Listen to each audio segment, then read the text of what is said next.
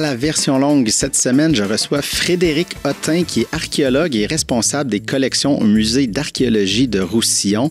Un musée qui est dans le Vieux La Prairie, évidemment, qui parle d'archéologie. Ils ont plusieurs expositions. Ça prend un peu de temps avant qu'on parle du musée, parce que j'étais un peu excité de recevoir un archéologue puis de parler de fouilles. Puis, fait qu'on a rentré très, très, très rapidement dans les fouilles, comment ça s'articule, comment ils découvrent un site. J'avais plein de questions de ce niveau-là. Le musée arrive un peu plus tard, donc des fois on fait des références. Là, je voulais juste que vous sachiez, c'est ça qui travaille pour le musée d'archéologie. Ça a été vraiment une belle discussion. J'en aurais pris encore plus longtemps, je pense, parler d'histoire et du passé ici dans la région. J'ai trouvé ça très, très intéressant et j'espère que vous allez apprécier.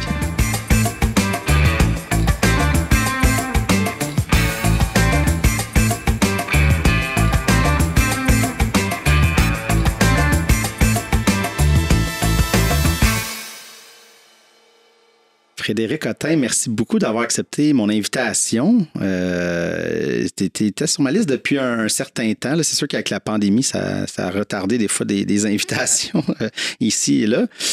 Parce qu'on s'était rencontrés, mais je pense 2 fois, mais je me rappelle de une qu'on avait fait une émission au musée d'archéologie avec Armania, qui est la fille de ma directrice, puis on lui faisait faire plein d'activités.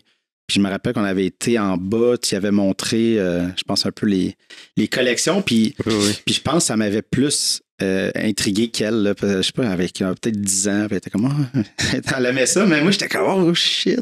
Je me rappelle, après, on avait coupé, puis je t'avais parlé, puis je t'avais posé plein de questions. Puis, en tout cas, moi, ça m'avait allumé ma flamme d'enfant. Il y a quelque chose il y a quelque chose un peu de ça. L'archéologie attire un peu elle éveille les esprits un peu enfants, non? Ben, l'archéologie, c'est toujours un voyage un peu dans le temps. On voyage dans des réalités qui sont autres que nous. Donc, c'est sûr, ça fait rêver. Hein. Ça invite à ça, c'est sûr. Là. Ouais. C'est un peu mystérieux. C'est ça. Puis c'est encore peu connu au Québec qu'on a de l'archéologie qui se fait, puis que très intéressante d'ailleurs. Oui, parce que c'est sûr que quand on pense archéologie, souvent on pense dinosaures. Ça, c'est attaché à ça, qui est aussi éveille aussi beaucoup l'imaginaire des jeunes enfants. Mais l'archéologie, dans le fond, c'est dès que c'est un regard sur le passé. Dans le fond, c'est pas une question de date limite, là. En fait, c'est beaucoup. Quand on parle de dinosaures ou de fossiles, c'est vraiment plus la paléontologie. Okay, ouais, c'est ça. Puis l'archéologie, c'est vraiment c'est la science qui étudie le passé humain. Donc, au niveau culturel, surtout, là, donc les différentes cultures, les populations, les gens qui sont passés avant nous sur différents territoires, puis les traces qu'ils ont laissées. Puis c'est à travers ces traces-là qu'ils ont laissées, souvent dans le sol, mais ça peut être aussi sur le sol. Là. Ouais. On va essayer de comprendre c'était qui ces gens-là, qu'est-ce qu'ils ont fait, pourquoi ils ont fait ça comme ça. Puis c'est ça. Ça nous en apprend plus sur les humains, nous aussi en même temps. Dans le fond, c'est tout... tu me diras si je me trompe, mais l'archéologie, mettons, l'histoire et peut-être même la sociologie, dans un certain sens, ça finit tout un peu par s'imbriquer, j'imagine, dans le sens que les historiens fouillent un peu plus les écrits, mais là, qui peut amener, influencer ou en tout cas se verser un dans l'autre, j'imagine. Oui, c'est chacun sa spécialité qui est complémentaire un peu. Hein, mais nous, ça arrive souvent qu'on va travailler, par exemple, avec des historiens, c'est sûr, des ethnologues aussi. Donc, qui, eux, vont, par exemple, travailler avec des populations traditionnelles, par exemple, de chasseurs-cueilleurs ou autres. Quand nous, on étudie les sites qu'on dit préhistoriques, donc avant l'arrivée des Européens, mais il n'y a pas d'écrit. Donc, on ne peut pas consulter les historiens sur des choses. Fait que là, pour nous aider un peu, on va aller voir ce qui s'est passé ailleurs ou ce qui se passe encore ailleurs. Donc, chez des populations qui vivent encore de la nature. Puis, ça va nous aider. Donc, c'est sûr que...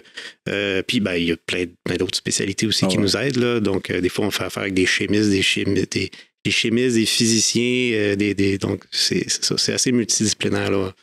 Ouais. Puis je vais revenir plus tard, mettons, comme je voulais parler d'une fouille, un peu comment ça s'organise, puis tout ça va rentrer là-dedans, mais ça doit arriver que, mettons, les historiens, où il y avait comme une espèce de... On pensait telle affaire, mais là, il y a des fouilles, on trouve quelque chose, et là, soit ça change ou ça prouve...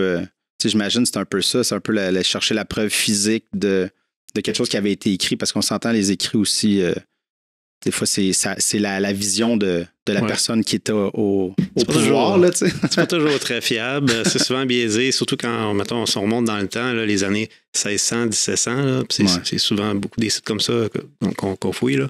Même des fois aussi début 1800, là, ça peut être, c'est pas toujours très fiable.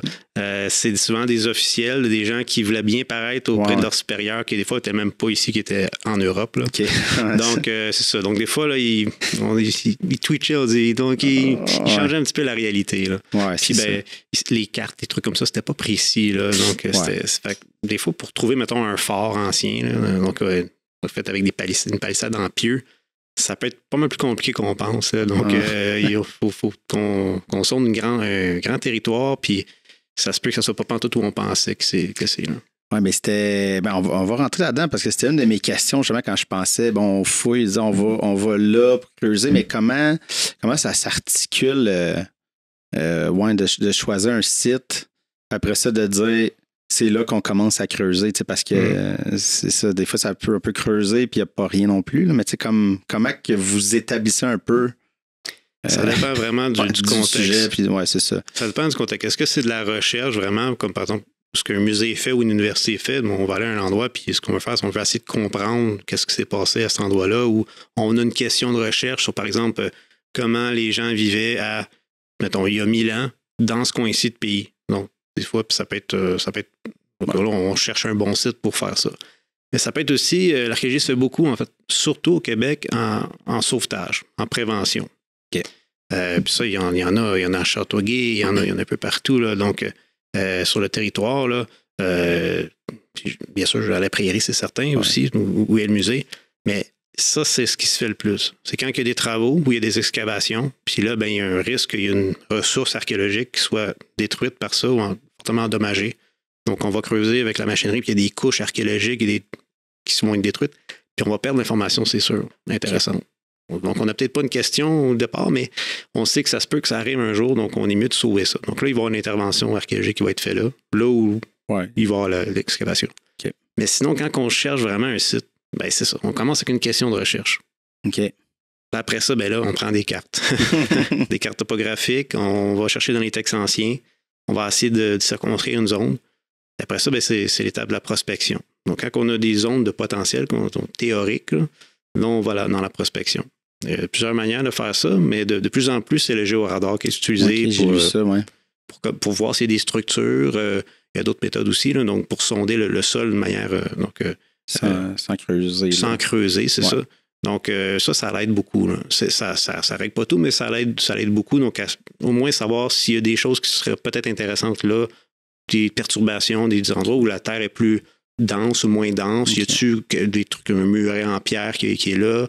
Ouais. Même des fois des ronds de feu qui datent de préhistoriques, là, ça peut arriver aussi. Là. On peut le voir sur le radar. Là. Parce que dans le fond, le radar, ça donne plus des idées de masse. J'imagine, c'est pas comme un rayon X du sol. Là, puis on voit la tasse, on voit le... C'est un peu comme sous l'eau, c'est la densité. C'est des trucs qui... Donc, c'est la différence d'ondes qui reviennent. Puis, donc, c'est ça. Il y a aussi le magnétomètre qui peut aider, justement, puis lui, ça va être des trucs plus magnétiques. Donc, par exemple, un rond de pierre, là, lui, il va souvent plus le voir. Okay. Parce que le feu, il change un peu le magnétisme des pierres. Okay. Donc, ça fait en sorte, des fois, là, sur notre carte, que ça vraiment, c'est comme... Précis, ça paraît tout de suite. Là. Après ça, c'est facile, on peut aller creuser là. Puis souvent, où il y avait des ronds de feu, c'est où il y avait un campement. Donc, c'est intéressant pour nous. Oui, c'est sûr que... Puis après ça, OK. Parce que des fois, je me disais, bon, OK, on imagine que dans tel coin, tu sais, mettons, on prend par exemple, il y a eu des fouilles il y a quelques années là, à l'île Saint-Bernard, là, avec cette université, c'était McGill ou c'est comme conjoint? C'est l'Université de Montréal. C'est l'Université de Montréal. Il y a eu aussi une chercheure qui a aidé aussi, qui travaillait pour l'Institut national de recherche scientifique. OK, ouais, c'est ça. Donc, puis, il y a eu des élèves de Ganawagé aussi qui ont participé. Oui, c'est ça. C'était un projet conjoint, mais justement, là, on peut se dire que, tu sais, il y a des suppositions que j'imagine... c'était un bon spot avec l'eau. Tu dis, bon, ça se peut que même les Autochtones aient utilisé ce coin-là parce que c'était direct avec le lac, le fleuve. Mm-hmm. Mais de dire, OK, je creuse là. C'est comme, OK, c'est ça. C'est un peu ça. Je me dis, OK, on creuse là. On y va un peu le guesser, mais là, s'il y a des. On comprend qu'il y a des machines qui aident. Dans ce cas-là, déjà, il y avait eu des fouilles justement de sauvetage parce qu'il y avait des travaux des années 90, donc pas loin d'un bâtiment, là, pas loin de l'ancien bâtiment des Sœurs. Donc, il y avait des travaux, une petite intervention qui a été faite, puis ils ont trouvé, bien sûr, l'historique de la période coloniale française, donc les années fin 1600 jusqu'aux années 1750. Puis aussi d'origine britannique. Puis bien sûr, les Sœurs, bien sûr, qui ont été là des centaines d'années. Mais ça, ils n'ont pas laissé grand-chose, les Sœurs. Hein? En termes d'objets qu'on trouve dans le sol, des vestiges, oui, mais donc des restants de bâtiments, oui, mais pas les ils se ramassaient beaucoup. Ils se ramassaient, oui. Oh, oui.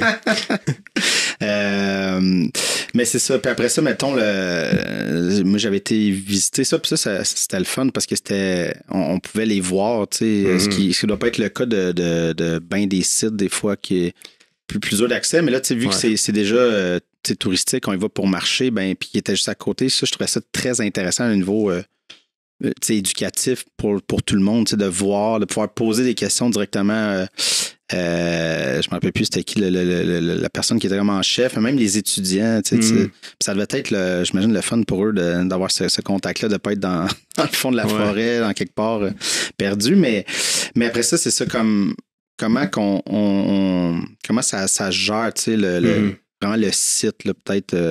Quand on a trouvé des endroits où on pense qu'il y a un potentiel, par exemple, que ce soit comme sur notre magnétomètre, là, ou d'un rond de feu, ou mettons, si on voit qu'il y a de l'air un muret là, puis que c'est ancien, puis que sur nos cartes, on a, mettons, un ancien bâtiment des années 1600 qui se trouverait quelque part sur le terrain. Ben là, après ça, on va faire ce qu'on appelle des sondages. Donc, c'est des trous qui ne sont pas très grands, 50 cm3 à peu près, là, donc 50 par 50 par 50. Puis là, on va tester. Puis on fait ça à peu près aux 5 à 15 mètres, là, tout dépendant. Okay. Là. Puis là, on va tester, on va regarder, voir qu'est-ce qu'il y a. On essaie de descendre le plus creux possible. Puis généralement, c'est vu qu'on on se doute un peu qu'il y a quelque chose, on va être capable de circonscrire une zone un peu plus. Ensuite de ça, là, on va ouvrir pas mal plus, ce qu'on dit. Donc, on va faire une vraie fouille. Donc, on va faire des carrés, soit d'1 mètre par 1 mètre ou de 4 mètres par 4 mètres. Ouais, c'est ça. Donc, là, ce qu'on appelle des opérations. Là. Donc, là, on va vraiment plus ouvrir. Puis là, on va descendre couche par couche, vraiment en prenant tout en note, tout ce qu'on trouve. Tout ce qu'on trouve en termes d'objets, de vestiges, on va tout dessiner, on va tout photographier. Puis on va tout noter aussi où on a trouvé ces choses-là. Mettons, si on trouve un objet, ben on va prendre une étiquette, ça va être étiqueté. J'ai trouvé ça, mettons, en telle couche, à tel endroit, vraiment pissé. X, Y, Z. C'est en 3 dimensions, nos notes. Okay. Vraiment, parce que quand on fouille un site, on le détruit. Ouais. On creuse, on enlève la terre, on enlève les objets. Même les vestiges, des fois, on s'enlève. Donc, pour pouvoir continuer, pas aller plus creux. Puis après ça, ben, c'est fini. Là, on ne peut pas revenir en arrière. Donc, si on n'a pas noté ce qu'il y avait là, c'est terminé. Là. Puis, ben, on ne sait pas. Peut-être nous, on a une question X, mais peut-être dans 20 ans, ça va être une autre question qui va avoir. Donc, si on n'a pas pris tout en note, les choses, même si c'est des choses qui ne nous intéressent pas tant, si on ne les a pas pris en note, ben là, c'est fini. Il y a pas. La personne qui est intéressée par une autre question ne peut pas revenir dans 20 ans. Oui, c'est ça. Là. Puis, il y aurait un autre objet, mais c'était pas, ça n'avait pas rapport, mettons, avec la première question d'étude. Mais là, j'avoue, mais pour avoir visité ce truc-là, tu sais, c'est comme une grosse job de paperasse quand même. J'avais vu le bureau à l'intérieur où là, tous les objets étaient là, puis c'est ça. Il y a comme une grosse partie de ça. Là, on ne fait pas juste creuser. Là. Non, c'est pas juste creuser. C'est la partie romantique de l'affaire d'être dehors, creuser, les photos. Ça, c'est le fun de sortir un truc, là, mais ça vient avec un travail après. Parce que les gens voient la fouille, puis de plus en plus, ils peuvent la voir. Là, puis ça, c'est quelque chose qui est développé par beaucoup d'archéologues au Québec, là, dans plusieurs milieux, même universitaires et tout. Là.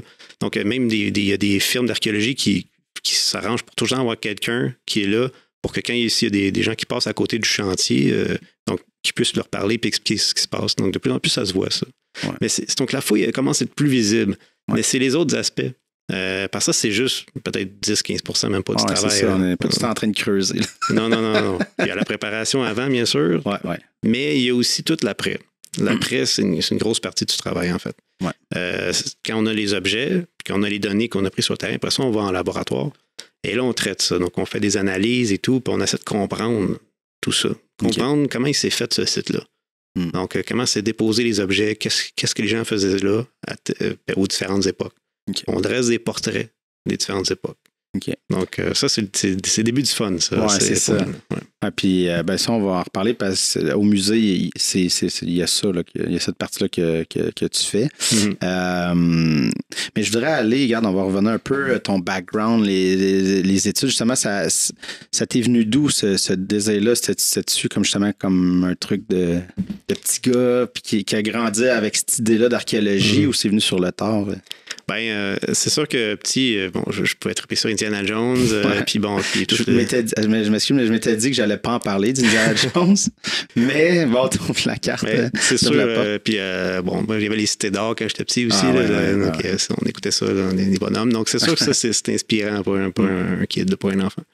Mais il y a aussi toutes des affaires que j'aimais déjà, j'aimais tout ce qui était l'histoire autochtone, tout ce qui était histoire ancienne aussi. Donc, la préhistoire, ça m'intéressait beaucoup, notamment européenne, mais partout dans le monde aussi. Puis, les technologies anciennes, ça m'intéressait beaucoup. Puis, à un moment donné, avance dans le secondaire, puis là, j'étais rendu le temps d'aller au cégep. Puis là, j'ai dit, je vais essayer différents cours. Puis là, j'ai essayé anthropologie. Puis là, là, j'ai vu que non seulement j'aimais ça, mais j'étais bon là-dedans. Puis, puis plus ça a commencé comme ça. Puis là, j'ai dit, je vais essayer d'aller à l'université comme ça. Okay. Puis, je me dis, peut-être que je ne serais pas archéologue, je vais essayer autre chose. Mais finalement, non, ça m'a toujours tout ramené vers là. Ouais. Fait que c'est ça. Fait que les études, mais ça fonctionne comment? Parce que quand on a vu, il y a beaucoup de pratiques, j'imagine. Beaucoup. En tout cas, il doit en avoir, là. Parce qu'il y avait des étudiants justement à Châteauguay, mais toi, est-ce que tu es allé sur des sites? Tu as fait quoi en fait? C'est sûr, on commence par faire un baccalauréat pour pouvoir fouiller. Puis il y a tout, bien de la théorie, bien des travaux, puis tout. Mais il faut aller sur le terrain au moins. Il faut faire au moins un stage généralement. Okay. Donc, puis moi, j'ai été chanceux. J'étais sur le plus vieux site au Québec. C'était le rêve. C'était le rêve. C'était le lac Mégantic. Lac Mégantic, OK. C'est le plus vieux. Oui, c'est 12 500 ans à peu près. OK. Oui, quand même. Puis c'est encore le cas aujourd'hui. Ça n'a pas changé. Rien de plus vieux. Non, ça n'a pas changé. Okay. C'est le premier. À une époque où peut-être que les mammouths venaient de disparaître. Là. Pas longtemps. C'était l'âge glaciaire encore. Là. Ça commençait à se réchauffer tranquillement. Puis, mais c'est quoi qu'il y avait sur ce site-là, en fait? C'est quoi C'était un campement où, en fait, ce qui se passe, c'est que c'est entre deux lacs. C'est vraiment comme un passage entre deux lacs. Puis ce passage-là, cette espèce de pont-là, si vous voulez, en terre, là, il fait nord-sud. Et anciennement, c'était de la toundra dans ces coins-là. Okay. Donc, il y a 12 000 ans, là, il faisait beaucoup plus froid. Donc, il y avait des glaciers toute la rive nord du Saint-Laurent. C'est de la glace, 2 km de glace. Là. Donc, ça, c'était en Estrie. Donc, en Estrie, là, c'était des montagnes, des collines, puis de la toundra. Puis, le caribou, il migre, lui. Donc, l'été, il va vers le nord. Comme aujourd'hui, il se fait dans la baie d'Angava, mais ça se passait en Estrie avant. Okay. Donc, puis les gens, ils se mettaient sur ce pont-là parce que c'est un passage obligé. Donc, pour le gibier, entre les vallées, pour eux suivre le creux des vallées. Okay. Ça va mieux que monter dans les montagnes. Ouais. Donc, eux, les gens se sont mis là, puis ils attendaient que les caribous viennent à eux. Ah, ouais, OK. Ouais, fait que là, c'était le meilleur spot pour chasser les caribous. Il devait rester plusieurs jours, semaines, facile à attendre l'arrivée. Puis là, quand ils en tuaient, mettons 10, 20, on ne sait pas combien. Puis il devait être quand même une bonne gang qui était là. Donc, il devait être plusieurs familles qui étaient là. Peut-être qu'il y avait 20, 30 personnes, on ne sait pas trop, là, au moins. Ouais. Là. Donc, après ça, c'est tout le dépeçage, prendre les pots, traiter les pots, tout préparer pour après ça revenir donc un peu plus au sud, là, dans le reste de leur territoire pour d'autres choses. Donc, la pêcher telle ou telle espèce de poisson ou autre. Puis, ils revenaient là d'année en année, probablement. Là. Donc, peut-être à toutes les années pendant des siècles, là, on ne sait pas. Oui, c'est ça. C'était un bon spot, donc ça ne change pas généralement. Ah, c'est ça. Les chasseurs aujourd'hui, ils ont souvent leur spot. Puis, c'est ça. De temps en temps, ils devaient changer, un peu comme aujourd'hui. Là, quand un spot est. Puis là, quand le gibier a appris que c'est peut-être pas le bon endroit. Mais on sait qu'ils sont revenus, puis ils sont revenus même des siècles plus tard. OK. Ouais, ça, on a vu qu'il y avait. Une couche, en fait. Oui, une couche, c'est à peu près 12 500 ans. Donc, puis après ça s'en va plus autour de 10 000 ans. Okay. Là, c'est vraiment typique. Là. On le sait parce que les pointes de lance ou de javeline qu'ils utilisaient, sont différentes d'une époque à l'autre. C'est un peu comme les autos qui changent. Là.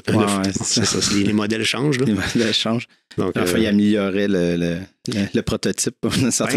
Des fois, il améliorait ou il simplifiait parce que ça n'avait pas besoin d'être si compliqué des fois. Parce que les premières, c'est drôle, ici en Amérique du Nord, là, surtout au Québec, là, les premières pointes, c'est les plus sophistiquées, les plus belles. C'est ça. Après ça, ça devient plus simple. Donc, pourquoi? Il y a plusieurs théories là-dessus, là, mais c'est un peu un mystère, on ne sait pas trop. Là. OK. Ouais, ben c'est ça. Il y a ce bout-là que ça reste de l'hypothèse aussi, tu sais. Parce que surtout dans cette année-là, il n'y a évidemment pas de.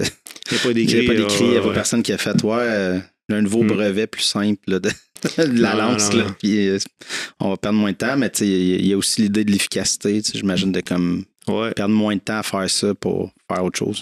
C'est ça. Peut-être qu'il dépendait moins du gros gibier un peu plus tard. Donc, peut-être qu'il a commencé. Ben là, c'est sûr que la forêt a commencé à remplacer la toundra. Ouais. Donc, la chasse devait être différente. Donc, moins des tribus. Même, il n'y avait plus de mammouths, plus de mastodontes et plus autres. Puis, il y a peut-être de moins en moins de caribous. Fait que là, peut-être qu'ils ont changé leur mode de vie, sont allés vers l'orignal. Puis là, ben, il y a peut-être moins besoin d'armes sophistiquées. Parce que vraiment, la pointe de cette époque-là, qu'on dit soit Clovis ou autre, là, ça a une forme d'une balle de magnum. C'est super efficace. Ça a été testé sur des éléphants qui allaient être abattus, là, qui étaient malades. Puis ça rentre plus de 2 pieds dans l'animal. Donc, c'est ça. Donc, ces gens-là savaient ce qu'ils faisaient. Puis après ça, les choses vont changer. C'est quand même sophistiqué, mais c'est autre chose. Ils devaient mettre leurs efforts sur des choses différentes. Il n'y avait pas les mêmes impératifs. C'était pas le même milieu. Puis c'est des plus petits gibiers aussi. Tu n'as pas le même besoin de... C'est ça. OK. Puis, tu te rappelles-tu quand tu es arrivé sur ce premier site-là, comment tu te sentais, en fait, d'arriver? En plus, de savoir que c'est le plus vieux site. Là.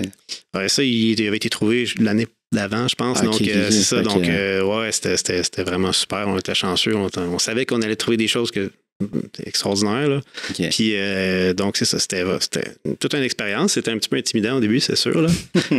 Quand t'as jamais fouillé et tout, là, mais on avait des super bons profs. Puis, on était très chanceux. Là. Tu dis, là, c'est parce que ça, c'est vraiment, vraiment vieux. C'est rare, fait qu'il faut pas que je me plante. Là. Non. Puis, tu prends tout en note. Hein, puis, tu fais tout comme il faut. 4 photos, là, puis ouais. En même temps, t'es là pour ça, t'es là pour apprendre. Donc, c'est mieux d'en faire plus que pas assez. C'est clair. Là. J'ai trouvé des belles choses là, puis tous les autres étudiants aussi, là, vraiment, ça a été super comme terrain. Ça a été très formateur, puis c'est un des plus beaux de ma vie.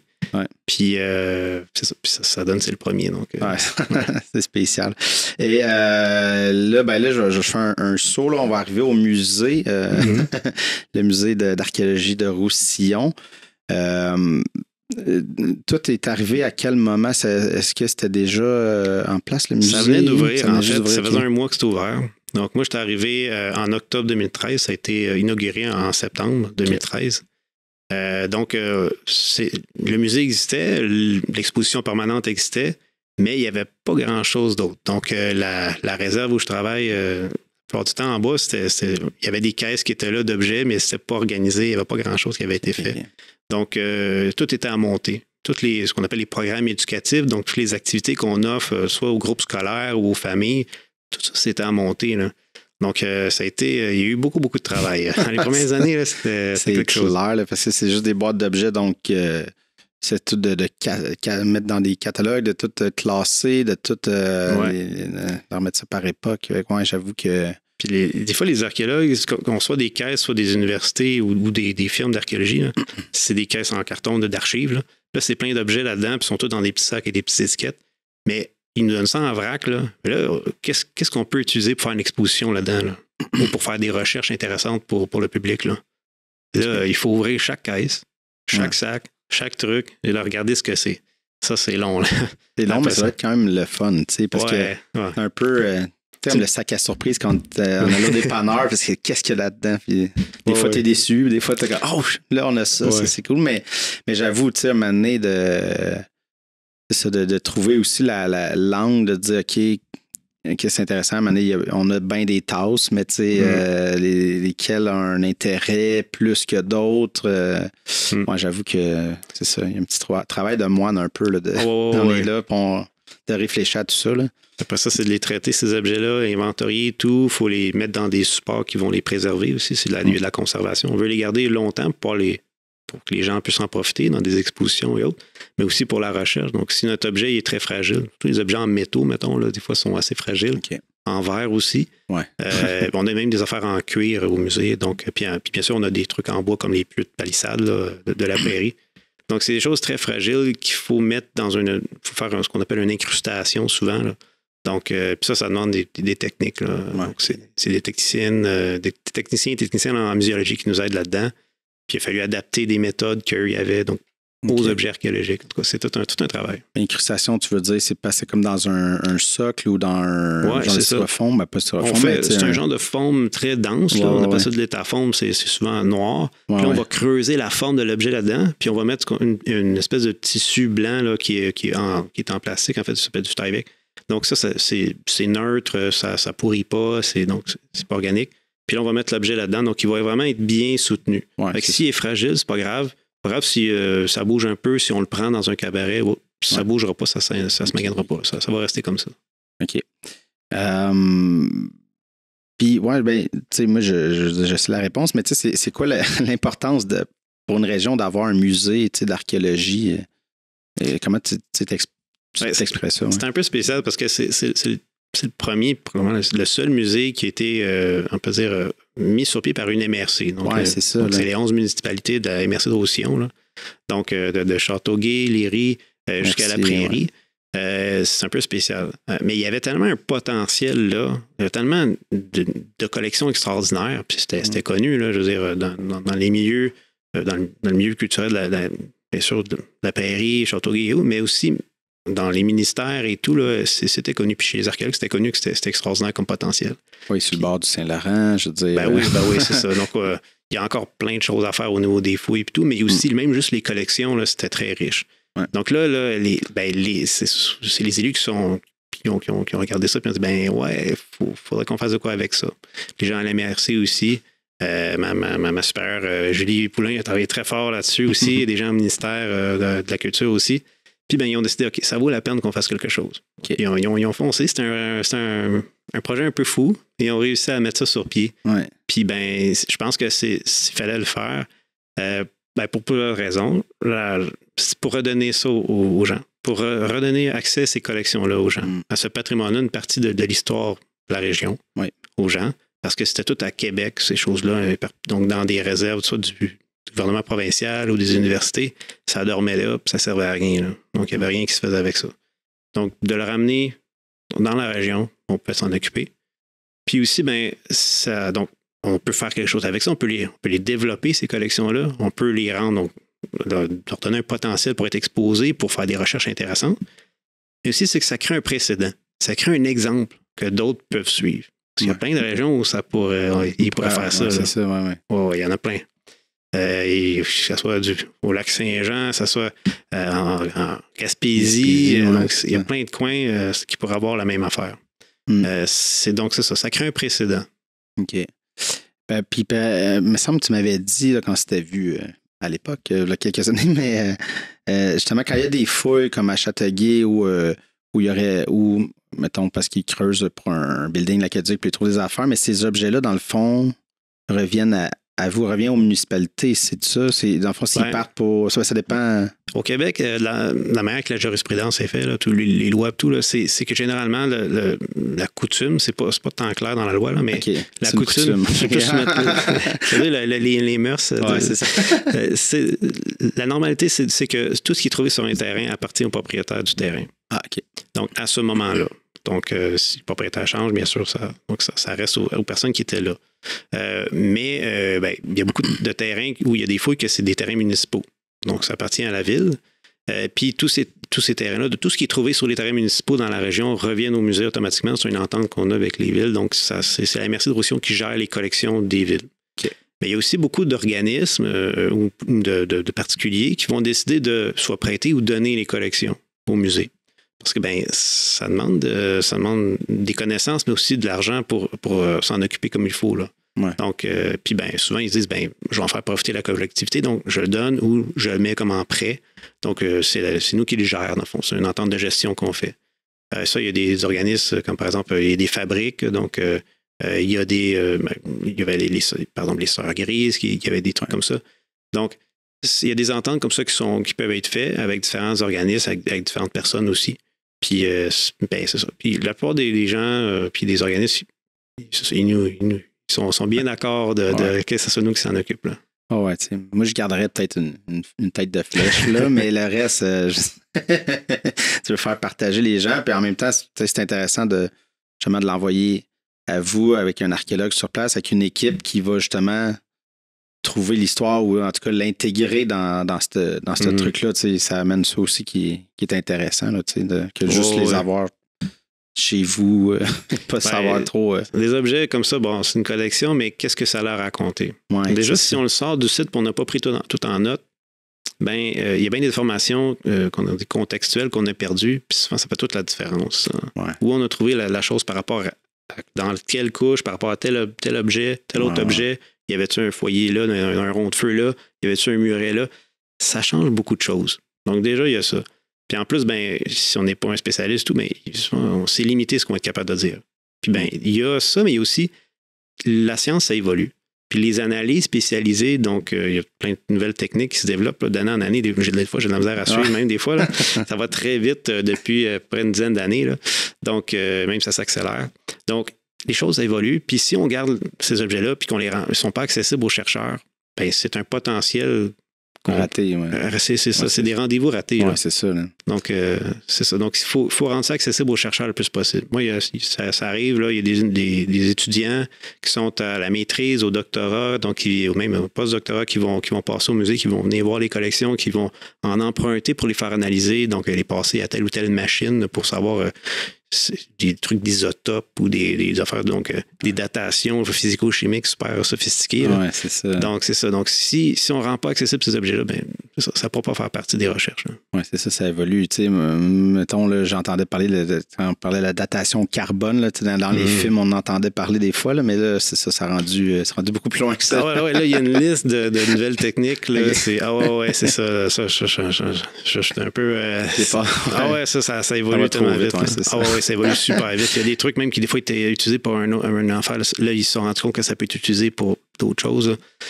Ça évolue très vite. Là. Donc, puis c'est ça. C'est le fun. On est une belle époque pour ça, parce que c'est des nouveaux horizons qui s'ouvrent pour l'archéologie. C'est une archéologie vraiment, on peut dire, c'est 2.0. Là. C'est une archéologie qui se fait beaucoup plus avec des nouvelles technologies. Autant de technologies, des trucs, des analyses physico-chimiques, des trucs comme ça, mais aussi avec des technologies numériques. Ça aussi, ça vaut des potentiels. Là. Il y a des trucs, par exemple, on va scanner en 3D des objets, puis là, on va être, mettons tout un type d'objet, on peut en scanner des centaines maintenant, puis on peut savoir exactement les variations de forme et tout ça. Donc, essayer de comprendre, de rentrer dans la tête des gens, pourquoi ils ont fait les objets comme ils les ont fait, par exemple. Ça, puis avant, il fallait tout prendre c'était tout sur papier, puis on prenait nos mesures, puis là, ben, il y a une règle, tout. J'avoue qu'avec l'intelligence artificielle, on peut programmer justement juste à processer tout ça, s'enlever un peu le calcul sur une feuille. Absolument. Ouais. Puis passer plus de temps à faire autre chose, mais laisser l'ordinateur juste comme processer ça. Puis c'est ça, j'imagine l'intelligence artificielle peut combler les trous. Des fois, les pièces sont pas complètes. Ça capable de juste faire comme OK, ben selon voici le. Puis ben, l'intelligence artificielle va être capable des fois de voir des choses qu'on n'aurait pas vues, nous. Ouais. Donc, oui, ça l'ouvre des possibilités extraordinaires, ça. Là. Puis les gens de l'Université de Montréal ont commencé à travailler là-dessus, d'ailleurs. Là. Puis nous aussi, on a un petit projet donc, où on va essayer donc, d'aller là. On n'ira peut-être pas dans l'intelligence artificielle, mais déjà, on va essayer avec la 3D. Puis ça va créer des données pour, s'il y a des gens qui développent des projets avec l'intelligence artificielle, ben, ils vont pouvoir l'utiliser. Ça va pouvoir déjà servir, il va y avoir une base. Le matériau va être déjà là. OK. Ça, c'est le fun. Puis, ce que je trouve vraiment intéressant, le musée se trouve dans le vieux La Prairie, en fait, dans un truc plus patrimonial. J'imagine que c'était pas... c'était voulu. J'imagine qu'il y avait quelque chose de réfléchi en ce coin-là. C'était pas un hasard. C'était pas un hasard, pantoute. Mais peut-être, je sais pas si tu peux nous faire un portrait, là, mais un peu l'histoire justement du coin. Qu'est-ce que, les années, mais on peut faire rapidement, là, tu sais, mais un peu, c'était quoi l'histoire de la région, tu sais? La prairie, le vieux La Prairie, c'est un des sites qui a le plus haut niveau de protection au Québec. C'est ce qu'on appelle un site patrimonial déclaré d'abord, là, puis il y a des bonnes raisons pour ça. C'est un peu comme le vieux Québec ou le vieux Montréal, donc, ou même le vieux Trois-Rivières. Donc, c'est aussi important que ça au niveau patrimonial pour le Québec. Il y a beaucoup, beaucoup d'histoires, là. Ça fait au moins 4000 ans qu'il y a des gens qui vivent à la prairie. Là. Puis ça a laissé beaucoup de traces, ce qui est un peu différent de ce qu'on voit ailleurs. Donc des fois, là, on a un peu de traces de telle ou telle époque, mais c'est pas très bien conservé, puis c'est difficile à analyser, difficile à comprendre. Même la fouille, des fois, c'est pas. Il y a tout le temps des défis. Là, c'est un site de rêve. Là. Tout est là, tout est bien étagé, puis il y a toutes les périodes, donc c'est super pour ça. Puis toutes les fois qu'on creuse, on trouve de quoi. Ah ouais, c'est ça. Puis des fois, des choses qu'on ne pensait pas trouver là. Donc, c'est vraiment super riche parce que c'est un lieu de portage. Oui, c'est ça. Anciennement, la prairie, c'était une butte de sable d'au moins 3 mètres de haut. Là. OK. Donc, ça paraissait. Là. Mettons, si on était en canot sur le fleuve, là, on le voyait. Là, une belle grosse butte, puis c'est des marécages à perte de vue autour. OK. Donc, c'était une fois de temps en temps un frêne noir, là, donc un petit arbre là, un peu noir. Mais c'était des marécages avec des grandes herbes. Donc, c'est pour ça que ça s'appelle la prairie. Ouais. Donc, c'était le spot parfait pour aller s'arrêter sur le fleuve, voir ce qui se passait autour, s'il y avait d'autres mondes, des ennemis ou du gibier, peu importe. Mais aussi, c'est un portage qui va jusqu'au rapide de Saint-Jean. Donc, le Richelieu, il y a plusieurs rapides, donc de Sorel jusqu'à Saint-Jean. Puis, il faut faire des portages si on veut partir de la région de Montréal puis aller plus, mettons, vers l'ancienne Iroquoisie, donc le long de la rivière Mohawk et ailleurs, puis ou même si on va aller vers New York, vers l'Atlantique, en passant par la rivière Hudson, il faut qu'on passe par la Richelieu, après ça, le lac Champlain, puis après ça, on va dans l'Hudson. Okay. Mais pour faire ça, souvent, il faut passer par Sorel, le grand tour, puis il faut faire plein de portages.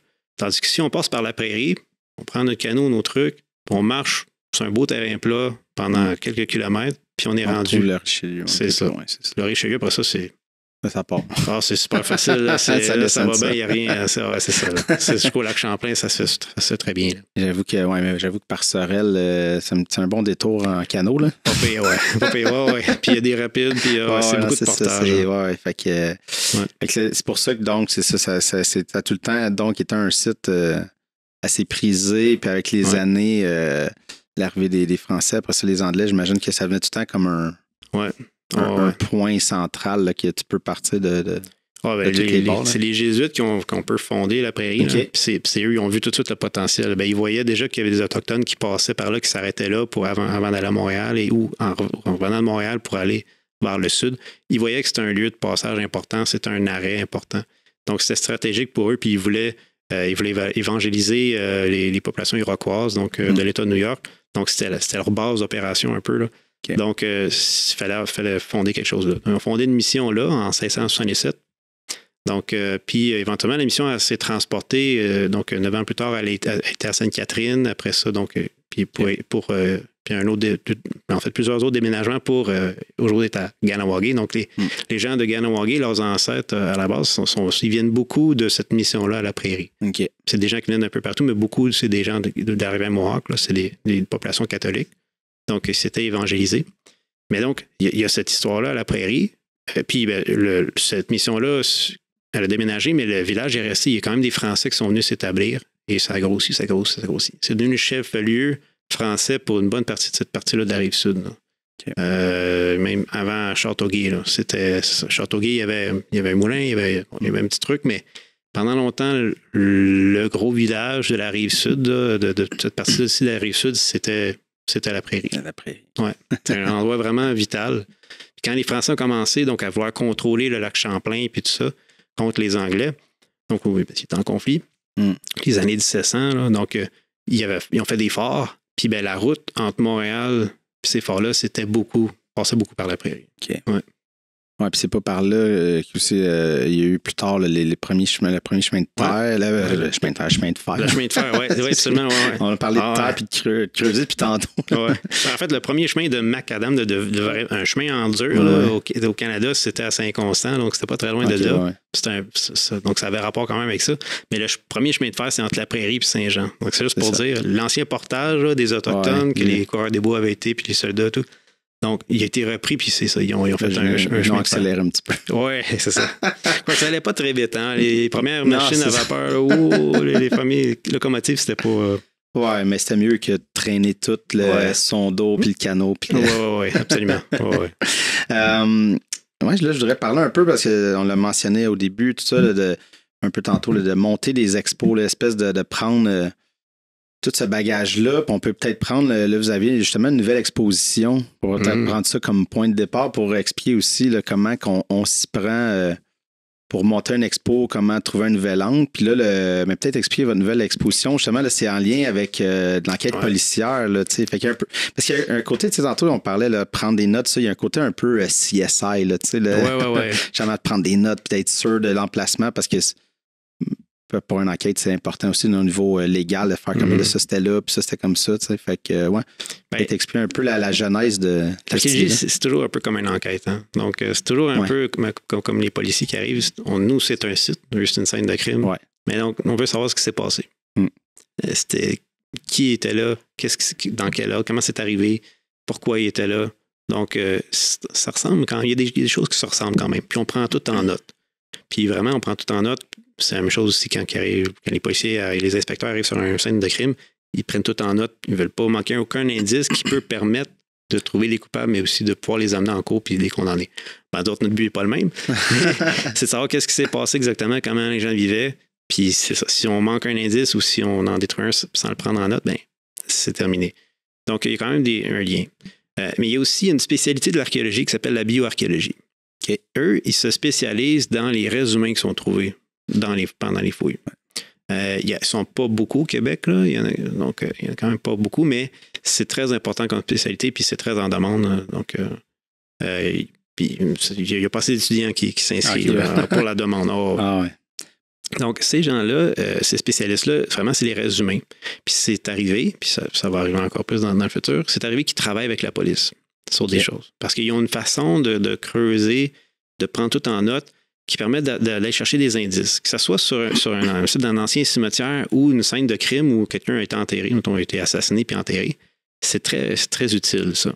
Puis ça a commencé les années, surtout 80 en Angleterre. Il y a des bioarchéologues qui ont commencé à travailler avec la police, puis ils ont réussi à faire avancer des enquêtes, là, puis à trouver des preuves là, qui ont fait la grosse différence. Donc là, ça a inspiré des gens aux États-Unis, en Australie, un peu partout. Et ici, ça tarde un peu à se développer, mais quand même, ça arrive que la police fasse appel à des bioarchéologues. Donc, on a voulu, en fait, traiter de cette réalité-là, de cette spécialité-là. C'est quoi ça, que c'est peu connu au Québec? Pourtant, il y en a eu des fouilles bioarchéologiques, il y en a eu à Saint-Philippe et à Saint-Constant. Il y a eu à peine 3 ans. Là. Donc, il y en a un peu partout. Puis bon, c'est ça. S'il y a des travaux pas loin du cimetière à Châteauguay ou à Bournois, il va en avoir aussi, là, c'est sûr. Là. Donc, il y en a, c'est dans notre cours, mais on ne sait pas trop c'est quoi. Donc, on voulait parler de ça, qui est un peu spécial. Et aussi, on a eu un cas qui a rapport avec la bioarchéologie.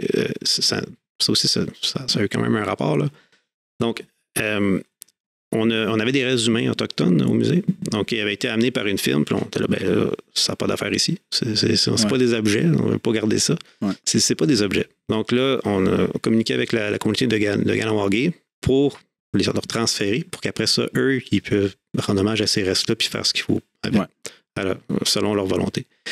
Ça a été un processus et tout. Et là, il a fallu regarder dans les rapports qu'est-ce qui avait été fait, tout. Puis là, trouver les indices. Oui, c'est vraiment des Autochtones, des restes, puis tout. Puis bon, c'est refaire un peu leur histoire.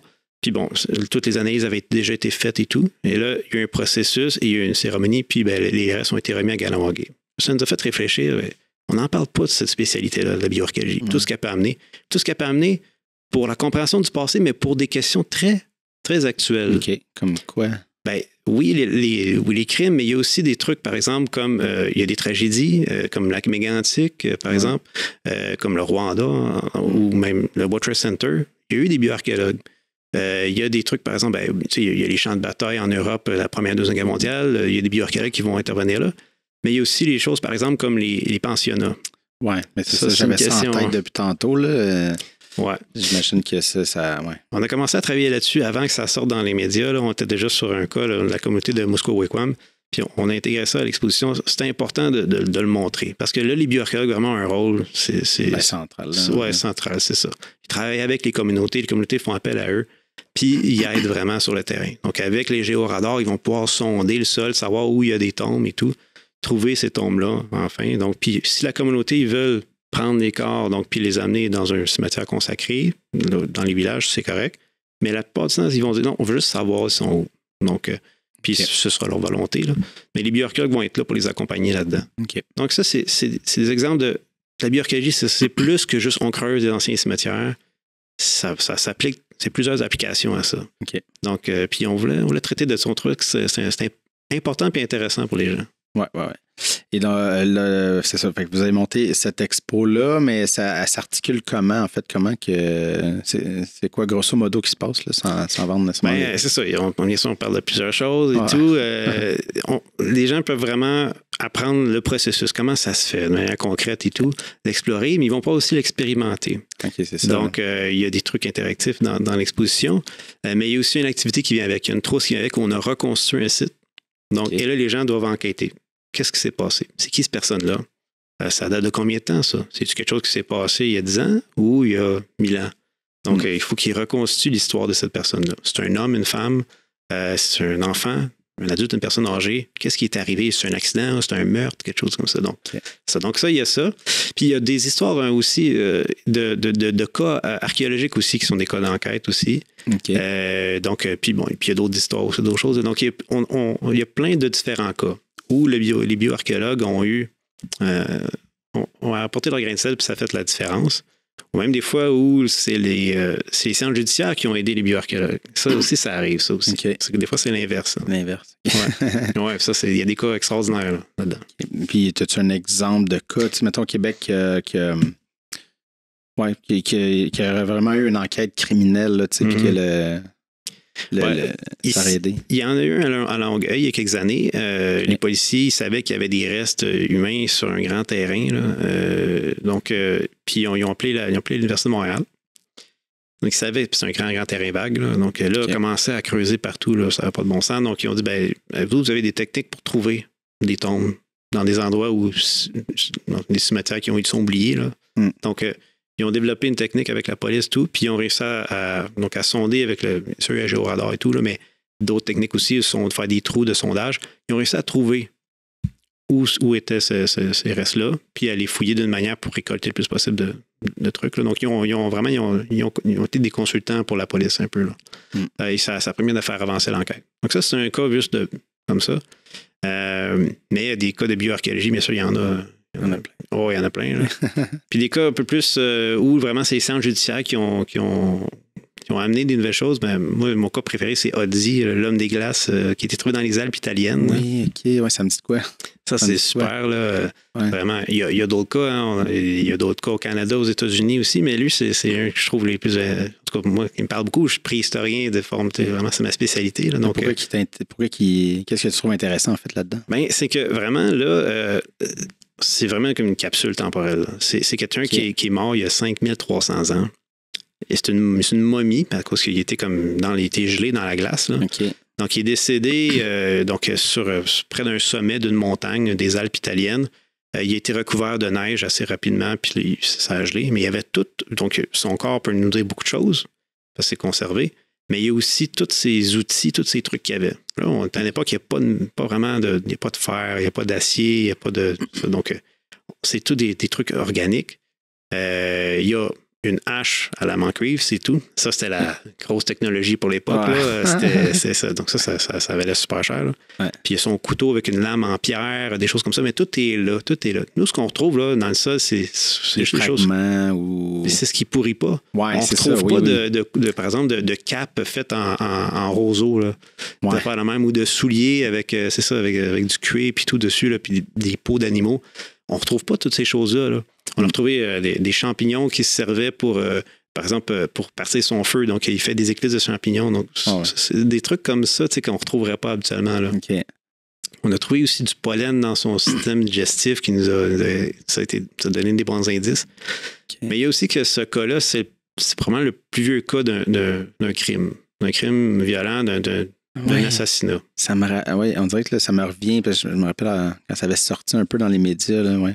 C'est vraiment intéressant comme cas. Puis dans l'exposition, on en parle. Là. Vraiment, on accompagne les gens là-dedans, puis ils peuvent voir, là, ils peuvent comprendre. Là. Mais ça a vraiment été à la CSI, cette enquête-là.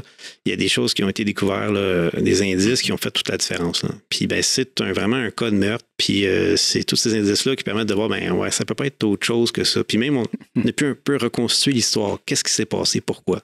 Okay. On ne connaît pas tous les détails. Hein. Pardon, on ne sait pas pourquoi qu'il y avait un conflit entre différentes personnes puis que ça l'a amené à ça. Là. On ne sait pas qu'est-ce qui a déclenché ça. Mais on sait que c'était des gens qui connaissaient Audi, qui l'ont blessé, qui l'ont tué. Il n'était pas tout seul. Il y avait probablement des amis ou de la famille avec lui, donc peut-être un frère, un oncle, whatever, qui était avec lui. C'était probablement une chicane entre deux familles, quelque chose comme ça. Okay. C'était au sein d'un même village. C'est du monde qui se connaissait. OK. Puis c'est du monde qui se connaissait, puis les gens qui ont fait ça, ils voulaient pas que le village le sache que c'est eux qui ont fait ça. OK. Et là, on explique comment on est arrivé à tout ça. Là. C'est intéressant. Oh, ouais, c'est un beau cas, ça. Ça donne envie d'y aller là, au musée, là, voir les réponses à tout ça. Mais je me rappelle quand ça a sorti, le monde était comment... ça va être l'homme d'Encino, ils vont le décongeler puis il va revenir dans le film.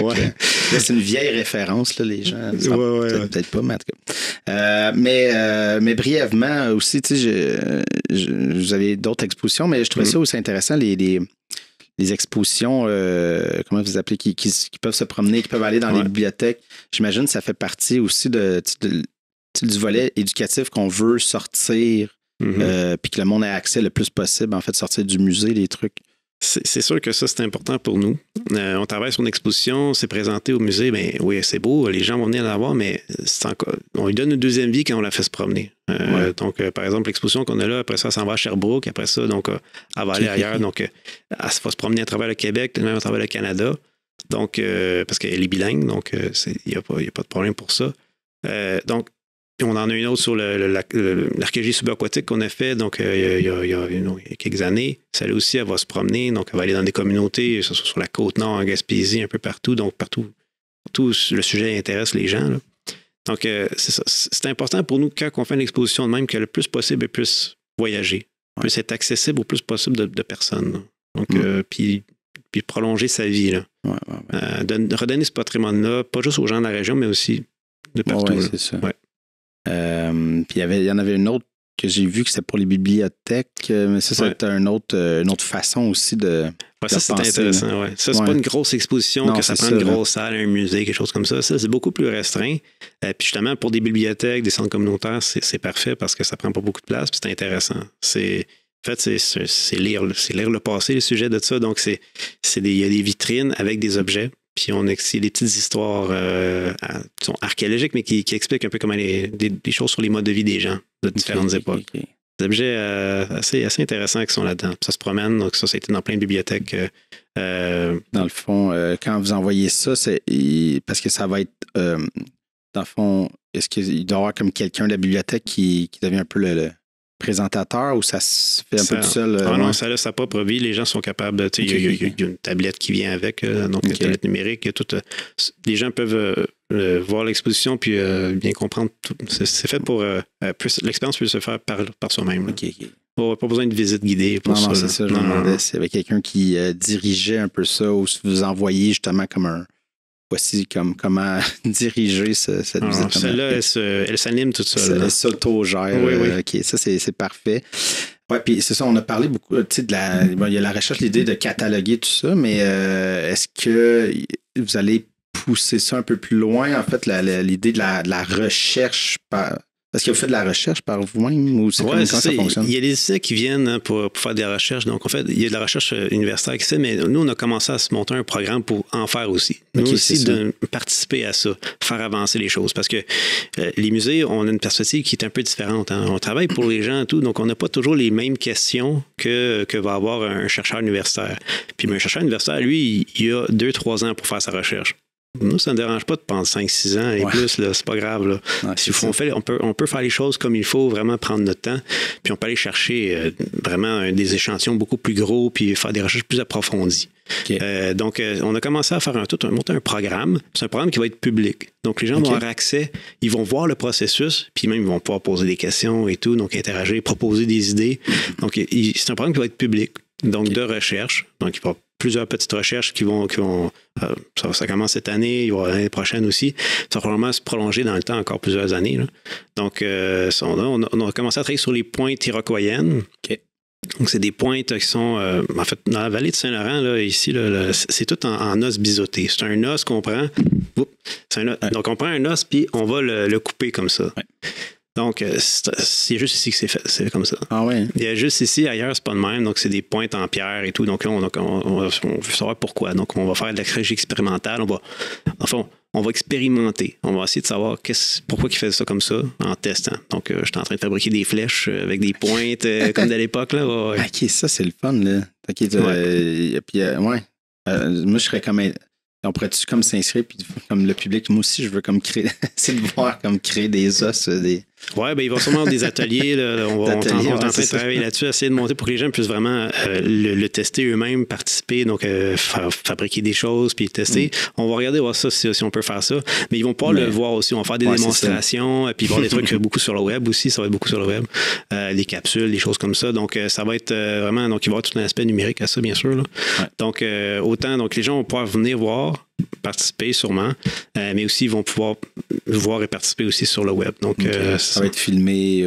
Oui, plusieurs étapes vont être filmées et tout, là, puis il va pouvoir avoir de l'interaction, là, sûrement. Là. On est en train de monter son travail là-dessus. Là, c'est ça. Quelque chose d'intéressant là-dedans. Écoute, ça tire à la fin. On dirait que je ne veux pas trop relancer notre sujet parce qu'on va repartir. Mais ouais, je sais pas quoi te souhaiter là, pour la suite. Là, on rouvre les. Comme là, tu vas être rouvert les musées.